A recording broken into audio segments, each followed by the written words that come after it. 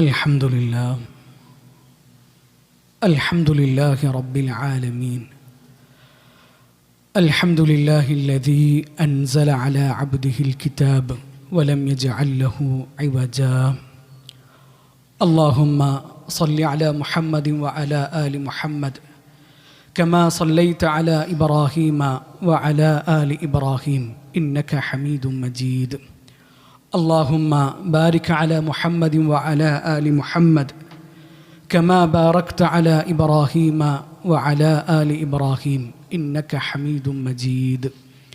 أما بعد فإن خير الكلام كلام الله وخير الهدي هدي محمد صلى الله عليه وسلم وشر الأمور محدثاتها وكل محدثة بدعة وكل بدعة ضلالة وكل ضلالة في النار.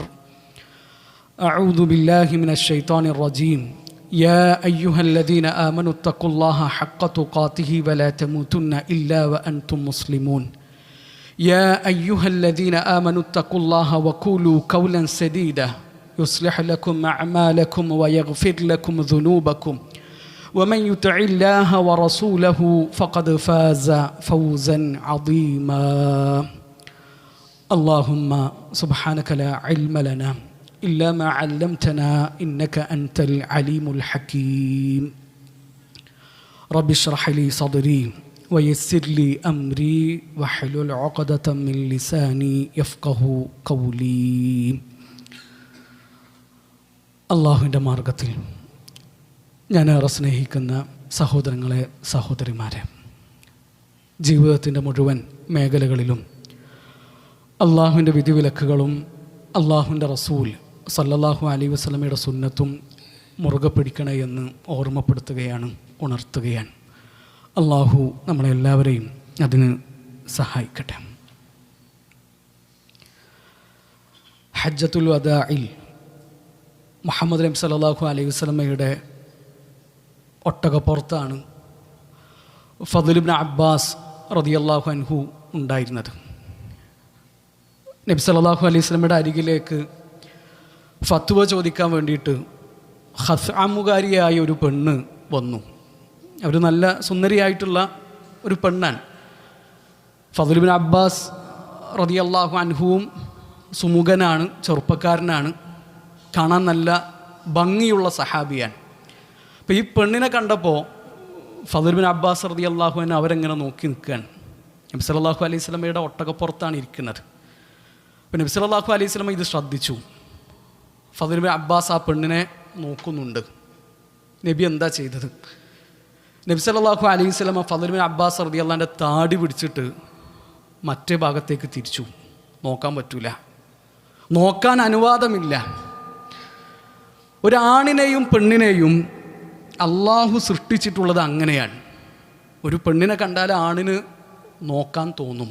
പരസ്പരം ആകർഷിക്കുന്ന തരത്തിലാണ് നമ്മളെ റബ്ബ് സൃഷ്ടിച്ചിട്ടുള്ളത്. അള്ളാഹു എന്താണ് നമ്മളോട് കൽപ്പിച്ചിട്ടുള്ളത്? ആണിനോടും പെണ്ണിനോടും അള്ളാഹു എന്താണ് പറഞ്ഞിട്ടുള്ളത്? കുല്ലിൽ മുഅ്മിനീന യഗുദ്ദൂ മിൻ അബ്സാരിഹിം വയഹ്ഫദൂ ഫുറൂജഹും. നിങ്ങളെ കണ്ണുകളെ താഴ്ത്തണം, ആണുങ്ങളോടുള്ള കൽപ്പനയാണ്. വകുല്ലിൽ മുഅ്മിനാതി യഗ്ദുദ്ന മിൻ അബ്സാരിഹിന്ന വയഹ്ഫദ്ന ഫുറൂജഹുന്ന. പെണ്ണുങ്ങളോടും പറഞ്ഞത് എന്താണ്? നിങ്ങളെ കണ്ണുകളെ താഴ്ത്തണം, നിങ്ങളെ സ്വകാര്യ അവയവങ്ങൾ, ഗുഹ്യാവയവങ്ങൾ നിങ്ങൾ സൂക്ഷിക്കുകയും ചെയ്യണം. കണ്ണിനെ വെറുതെ കണ്ട് അയച്ചു വിട്ടാൽ അതെങ്ങോട്ടാ പോവുക, ആരെ നോക്കുക, എന്താ കാണുക എന്നൊന്നും പറയാൻ നമുക്ക് പറ്റില്ല. ഇബ്നുൽ ഖയ്യിം റഹിമഹുല്ലാഹു തആല അദ്ദേഹത്തിൻ്റെ അദ്ദാഉ വദ്ദവാ എന്ന കിതാബിൽ പറയുന്നുണ്ട്, എല്ലാ തെറ്റുകളുടെയും തുടക്കം, ഈ മോശമായ തെറ്റുകളുടെ തുടക്കം നോട്ടത്തിൽ നിന്നാണ്. ആദ്യം നോട്ടാണ്, വാതിൽ നോട്ടാണ്. പിന്നെ ആ നോട്ടം മനസ്സിലുള്ള ചിന്തയായിട്ട് മാറുകയാണ്. ആ ചിന്ത പിന്നെ ഇങ്ങനെ മനസ്സിൽ ആവർത്തിച്ചുകൊണ്ടിരിക്കുന്നു, അത് വികാരമായിട്ട് മാറുന്നു. പിന്നെ അത് ചെയ്തേ പറ്റൂ. അവസാനം ആ മനുഷ്യൻ ആ തെറ്റിൽ ചെന്ന് ചാടുകയും ചെയ്യും. അതുകൊണ്ട് അവസാന ഘട്ടത്തിലെത്തിയിട്ട് അവിടുന്ന് തിരിഞ്ഞു പോകാമെന്ന് വിചാരിക്കുന്നതിനേക്കാളും നല്ലത്, അത് കടുപ്പമേറിയതാണ്, അത് നല്ല റിസ്ക്കാണ്. അതിനേക്കാളും എളുപ്പം ആദ്യമേ നമ്മുടെ നോട്ടം നിയന്ത്രിക്കുക എന്നതാണ്, നമ്മുടെ കണ്ണിനെ കൺട്രോൾ ചെയ്യുക എന്നുള്ളതാണ്. നബി സല്ലല്ലാഹു അലൈഹി വസല്ലം വഴിയരികിലിരിക്കുന്ന ആൾക്കാരോട് പറഞ്ഞു, ഇയ്യാക്കും വൽ ജുലൂസ അത്തുറക്കാത്ത്, വഴികളിൽ ഇരിക്കുന്നത് നിങ്ങൾ നല്ലോണം ശ്രദ്ധിക്കണം, അവിടെ ഇരിക്കുന്നത് ഒഴിവാക്കണം. അപ്പോൾ സഹാബിമാർ പറഞ്ഞു നമുക്ക് എന്തായാലും ഇരിക്കേണ്ടി വരും, അത് അത്യാവശ്യമാണ്. അപ്പോൾ അള്ളാഹുവിൻ്റെ റസൂൽ സല്ലല്ലാഹു അലൈഹി വസല്ലം പറഞ്ഞു, ഫഅഅതു ത്വരീഖ ഹഖ്ഖഹാ, ഫഅഅതു ത്വരീഖ ഹഖ്ഖിഹാ, അങ്ങനെയാണെങ്കിൽ ആ വഴിക്ക് നിങ്ങൾ അതിൻ്റെ അവകാശം കൊടുക്കണം. അപ്പോൾ അവർ ചോദിച്ചു, വമാ ഹഖ്ഖു ത്വരീഖ്, അള്ളാഹുവിൻ്റെ റസൂൽ എന്താണ് ഞങ്ങൾ വഴിക്ക് കൊടുക്കേണ്ട അവകാശം? നബി സല്ലല്ലാഹു അലൈഹി വസല്ലം ആദ്യം എണ്ണി പറഞ്ഞത് എന്താണ്? ഗദ്ദുൽ ബസർ, നിങ്ങളെ കണ്ണിനെ താഴ്ത്തണം എന്നാണ് പറഞ്ഞത്. എന്താ കണ്ണിനെ താഴ്ത്തണം എന്ന് പറയാനുള്ള കാരണം? അതിനെന്താ നമുക്ക് മനസ്സിലാകുന്നത്? ഒരാണിന് ഒരു പെണ്ണിനെ കണ്ടാൽ തോന്നേണ്ടത് തോന്നും, ഒന്നും തോന്നൂല്ലെങ്കിൽ വെറുതെ കണ്ണ് താഴ്ത്താൻ പറയില്ലല്ലോ. അങ്ങനെ തോന്നും എന്നതുകൊണ്ടാണ് അള്ളാഹുവിൻ്റെ റസൂൽ സല്ലല്ലാഹു അലൈഹി വസല്ലം ആ കണ്ണ് താഴ്ത്താൻ പറഞ്ഞത്. അപ്പോൾ ഇത് ഇന്ന് പറയുമ്പോൾ ചില ആൾക്കാർ പറയും അയാളൊരു പഴഞ്ചനാണ്, അയാൾക്ക് കാലം തിരിയൂല, കാലത്തിൻ്റെ ചോരയെഴുത്തുകൾ വായിക്കാത്തവനാണ്, അല്ലേ, അയാളൊരു മൊരടനാണ്. ആൾക്കാരെന്തും പറഞ്ഞോട്ടെ, നമുക്ക് വലുത് നമ്മുടെ ദീനാണ്. അള്ളാഹു എന്താണോ പറഞ്ഞത്, അള്ളാഹുവിൻ്റെ റസൂൽ സല്ലല്ലാഹു അലൈഹി വസല്ലം എന്താണോ പറഞ്ഞത്, അതാണ് നമ്മുടെ വിഷയം, അതാണ് നമ്മുടെ പ്രശ്നം. ബാക്കി നാട്ടുകാരെന്ത് പറഞ്ഞാലും അത് നമുക്കൊരു പ്രശ്നമല്ല. അള്ളാഹു നമ്മുടെ മനസ്സറിയുന്നവനാണ്, നമ്മുടെ വികാരങ്ങൾ അറിയുന്നവനാണ്, നമ്മുടെ മനസ്സിൻ്റെയും ഹൃദയത്തിൻ്റെയും ചാഞ്ചാട്ടങ്ങൾ അറിയുന്നവനാണ്, നമ്മളെ സൃഷ്ടിച്ച സ്രഷ്ടാവാണ്. ആ അള്ളാഹുവിനറിയാം മനുഷ്യൻ എങ്ങനെ നടക്കണം, ഒരാണെങ്ങനെ നടക്കണം, ഒരു പെണ്ണെങ്ങനെ നടക്കണം. അങ്ങനെ നടന്നിട്ടില്ലെങ്കിൽ എന്താണ് പ്രശ്നം? അള്ളാഹു പറഞ്ഞ പോലെ നടന്നിട്ടില്ലെങ്കിൽ എന്താ വിഷയം?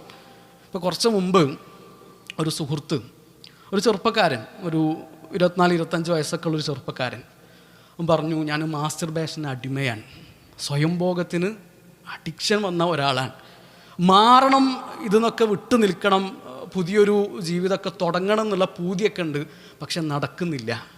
പക്ഷെ എന്താണ് തടസ്സം, എന്താ നിങ്ങളെ പ്രശ്നം? അപ്പോൾ തിരിച്ചു ചോദിച്ചത് എന്താണെന്നറിയോ? നമ്മുടെ നാട്ടിലെ പെണ്ണുങ്ങൾ നടക്കുന്ന കോലങ്ങൾ കണ്ടിട്ടില്ലേ? അവരുടെ ഡ്രസ് കോഡ് നിങ്ങൾ ശ്രദ്ധിച്ചിട്ടില്ലേ? അവർക്കിടയിൽ ജോലി ചെയ്യുന്ന ഒരാൾക്ക് എങ്ങനെയാണ് ഈ തെറ്റൊക്കെ അവസാനിപ്പിക്കാൻ കഴിയുക? പ്രിയപ്പെട്ടവരെ, ഈമാനികമായിട്ട് മാറണമെന്ന് ഒരാൾ വിചാരിക്കുമ്പോൾ, നന്നാകണമെന്ന് ഒരാൾ തീരുമാനിക്കുമ്പോൾ, അതിന് നമ്മുടെ പെണ്ണുങ്ങളും കുട്ടികളും തടസ്സമാകുന്നുണ്ടോ എന്ന് വളരെ ഗൗരവത്തിൽ നമ്മൾ ചിന്തിക്കണം. വേറൊരു സുഹൃത്ത് പറഞ്ഞത്, ചില പെണ്ണുങ്ങളൊക്കെ കാണുമ്പോൾ നമ്മൾ അറിയാതെ ശപിച്ചു പോകുന്നാൻ, അവരോടുള്ള ദേഷ്യം കാരണം ആ ജാതി കോലത്തിലാണ് അങ്ങാടിക്കും പുറത്തൊക്കെ ഇറങ്ങി നടക്കുന്നത്. ഇപ്പോൾ ഈമാനുള്ളൊരു മനുഷ്യന് തോന്നുന്നൊരു അസ്വസ്ഥത ഉണ്ട്. നമ്മൾ പള്ളിയിലൊക്കെ കയറി ജുമാ ഖുതുബൊക്കെ കേട്ടു, കുറച്ച് നേരം ഖുർആനൊക്കെ ഓതി, സുജൂദിലൊക്കെ കിടന്ന് കുറേ നേരം പ്രാർത്ഥിച്ച്, ആ പള്ളിയിൽ നിന്ന് നമ്മുടെ ഈമാനൊക്കെ ബൂസ്റ്റ് ചെയ്തിട്ട് നമ്മൾ പുറത്തിറങ്ങി പോകുമ്പോൾ കോലം കെട്ടിയിട്ട് നമ്മുടെ മുമ്പിലുണ്ടാകും. അതോടുകൂടി ഓന് സംഭരിച്ച ഈമാൻ മുഴുവൻ ചോർന്നു പോവുകയാണ്. അതെത്ര വലിയ അപകടമാണ്. അത് നമ്മളാണെങ്കിൽ, നമ്മുടെ ഭാര്യമാരാണെങ്കിൽ, നമ്മുടെ മക്കളാണെങ്കിൽ അതെത്ര വലിയ ദുരന്തമാണ് എന്ന് നമ്മൾ ചിന്തിക്കുക. സഹാബിമാർക്ക്, സലഫുകൾക്ക് എത്ര സൂക്ഷ്മതയാണ് ഈ വിഷയത്തിലുണ്ടായിരുന്നത്. ഫാത്തിമ റളിയല്ലാഹു അൻഹ, അള്ളാഹുവിൻ്റെ റസൂൽ സല്ലല്ലാഹു അലൈഹി വസല്ലമയുടെ കരളിൻ്റെ കഷ്ണം. ഫാത്തിമ ബീവിൻ്റെ അവസാനത്തെ വസിയത്തുകളിൽ ഒന്നെന്താണെന്നറിയോ? ഞാൻ മരിച്ചു കഴിഞ്ഞാൽ നിങ്ങൾ എന്നെ രാത്രിയാണ് മറവ് ചെയ്യേണ്ടത്. അതെന്താ അങ്ങനെ പറയാൻ കാരണം? ഈ പണ്ടത്തെ കാലത്ത് മയ്യിത്ത് കട്ടിലിന് ആ മുകളിലുള്ള മറയുണ്ടായിരുന്നില്ല.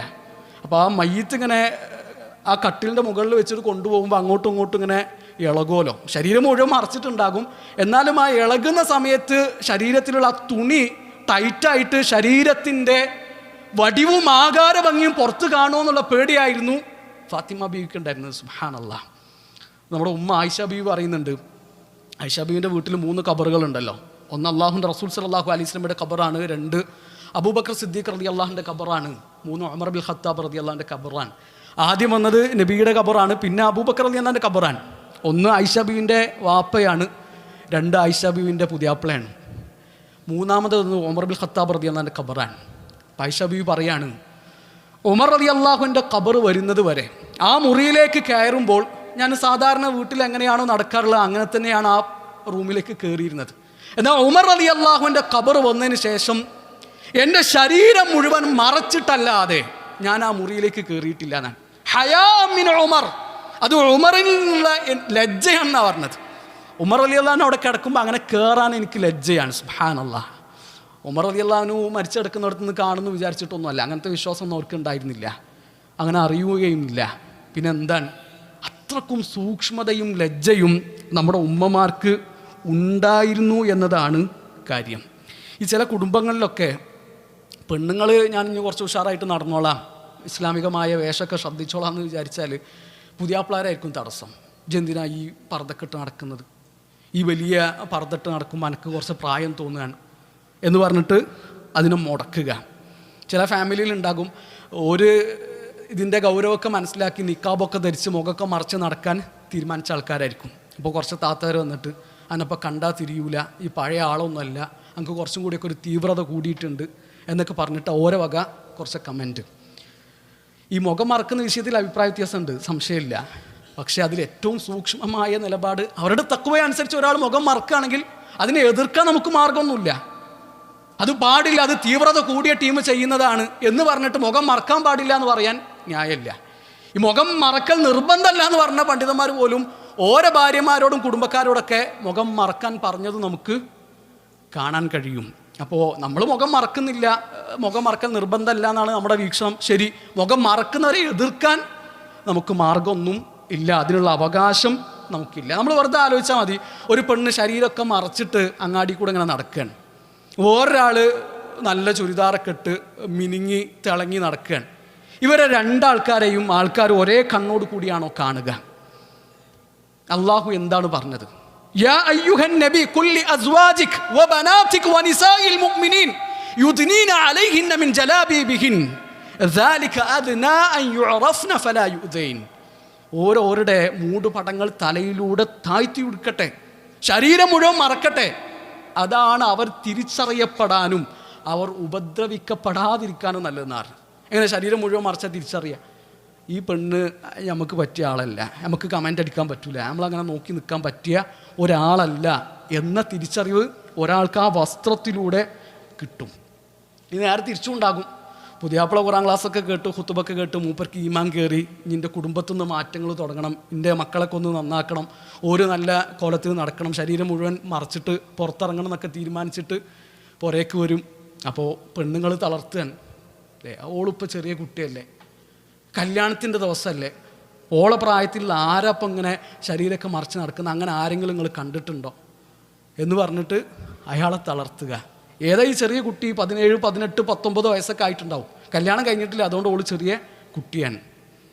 ഓരോട് നമുക്ക് എന്ത് സ്നേഹമാണുള്ളത്, അവരോട് നമുക്ക് എന്ത് സ്നേഹമാണുള്ളത്? അള്ളാഹുവിൻ്റെ റസൂൽ സല്ലല്ലാഹു അലൈഹി വസല്ലം പറഞ്ഞു, സിൻഫാനി മിൻ അഹ്ലിന്നാർ, 2 കൂട്ടരുണ്ട്, ഒരു നരകക്കാരാണ്. ഞാൻ അവരെ കണ്ടിട്ടില്ല, നബി അവരെ കണ്ടിട്ടില്ല. അതിൽ അള്ളാഹുവിൻ്റെ റസൂൽ സല്ലല്ലാഹു അലൈഹി വസല്ലം പറഞ്ഞ ഒരു ടീം ഏതാണെന്നറിയോ? വനിസാഉൻ കാസിയാത്തുൻ ആരിയാത്ത് മുമീലാത്തുൻ മായിലാത്ത് റൂസുഹുന്ന കഅസ്നിമത്തിൽ ബുഖ്തിൽ മായില. ഒരു വസ്ത്രം ധരിച്ചിട്ടുണ്ട്, എന്നാലും അവർ വിവസ്ത്രകളാണ്, നഗ്നകളാണ്. വസ്ത്രം ധരിച്ച് എന്തിനാൻ? ശരീരം മറക്കാനല്ലേ വസ്ത്രം. ആ ശരീരം മറിഞ്ഞിട്ടില്ല, ചാഞ്ഞും ചെരിഞ്ഞും നടക്കുന്നവർ, പുരുഷന്മാരെ ആകർഷിക്കുന്ന തരത്തിൽ പുരുഷന്മാരുടെ അടുക്കിലേക്ക് ചാഞ്ഞു പോകുന്ന പെണ്ണുങ്ങൾ. ലാ യദ്ഖുൽനൽ ജന്നത വലാ യജിദുന റീഹഹാ, ഒരു സ്വർഗ്ഗത്ത് പ്രവേശിക്കൂല, സ്വർഗ്ഗത്തിൻ്റെ പരിമളം പോലും ഓർക്ക് അനുഭവിക്കാൻ കഴിയില്ല എന്നാണ് അള്ളാഹുവിൻ്റെ റസൂൽ സല്ലല്ലാഹു അലൈഹി വസല്ലം പറഞ്ഞത്. ആ സ്വർഗ്ഗത്തിൻ്റെ പരിമളം എത്ര വർഷത്തെ വഴിദൂരം അപ്പുറത്തേക്ക് ഒരാൾക്ക് അനുഭവിക്കാൻ കഴിയുമെന്ന് നമ്മൾ ചിന്തിച്ചിട്ടുണ്ടോ? അവിടെ നമ്മൾ വളരെ ഗൗരവത്തിൽ ചിന്തിക്കണം.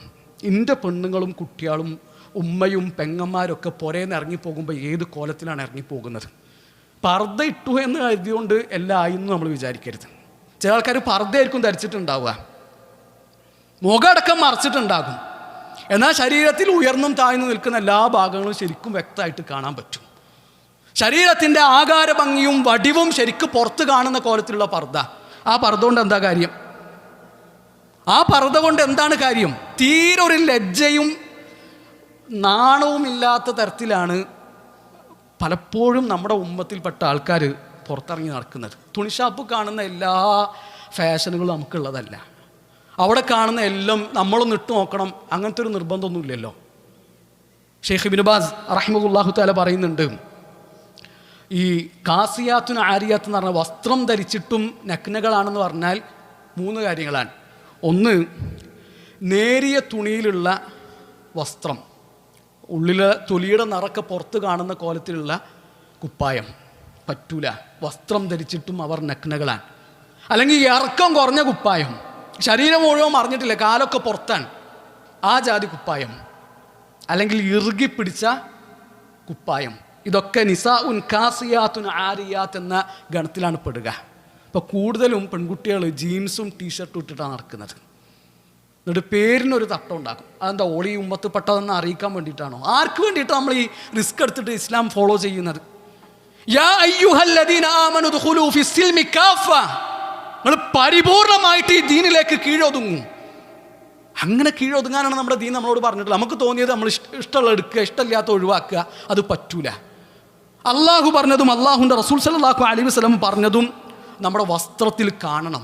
അത് നമ്മുടെ കുടുംബത്തിൻ്റെ വസ്ത്രരീതിയിൽ കാണണം. ഈമാനുള്ള മനുഷ്യന്മാർ നമ്മുടെ പെണ്ണുങ്ങളുടെ വസ്ത്രം കൊണ്ട് ഇടങ്ങറാകുന്ന ഒരു അവസ്ഥ ഉണ്ടാകരുത്.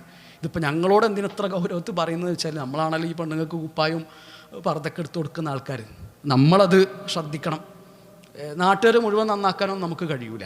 നമ്മുടെ വീട്ടിലുള്ള ഒരാൾ നന്നായി കഴിഞ്ഞാൽ അയാളുടെ ഫിത്നയിൽ നിന്ന് ബാക്കിയുള്ളവർ കഴിച്ചിലായില്ലേ.